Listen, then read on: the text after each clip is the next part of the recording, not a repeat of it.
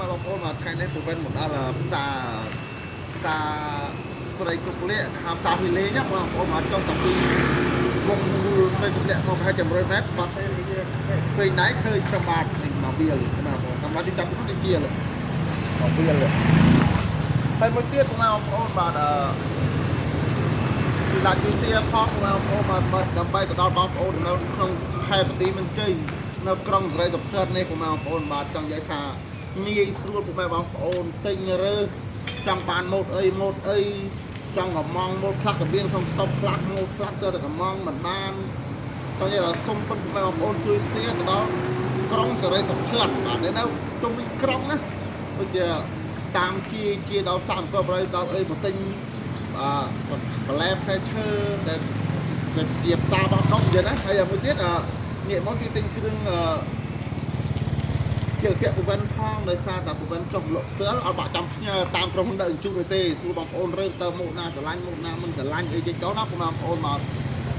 រើសទៅវាជួយទិញជួយប្រើប្រាស់របស់ខ្មែរយើងទៅបងប្អូនមកហើយ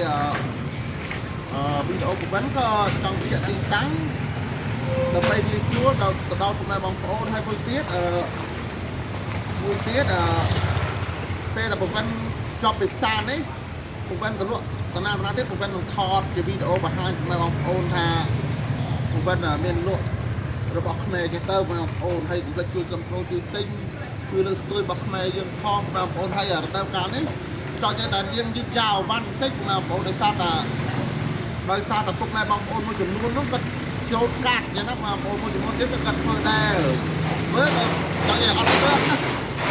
អត់ទៅទីផ្សារបងប្អូនបាទទេមិនទេអូនគឺមិនហើយមួយទៀតកំឡុងជិះបាញ់ទៅជាតិទៅបែបបាត់ទៀតខ្លួនខ្លះមានថ្មីខ្លះ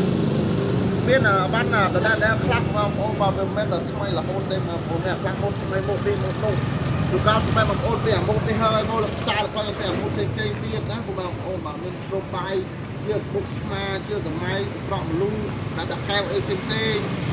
ហើយពវិនក៏ពីរបស់ពវិននៅកណេះហើយមួយទៀតបងអ្នកក៏ខមមិនថាស្មានណាមកលក់នៅផ្សារស្រីគ្រប់លៀកឥឡូវថ្ងៃនេះពវិនមកលក់ហើយបាទដោយសារតែរៀងសារៈយូរគ្រឿនដែរណាថ្ងៃនេះមកលក់ហើយកុំភ្លេចបងក៏ជួយទិញផងអញ្ចឹងណាព្រោះគាត់ខមមិននៅក្នុងវីដេអូពវិនថ្ងៃមុនឯងហើយ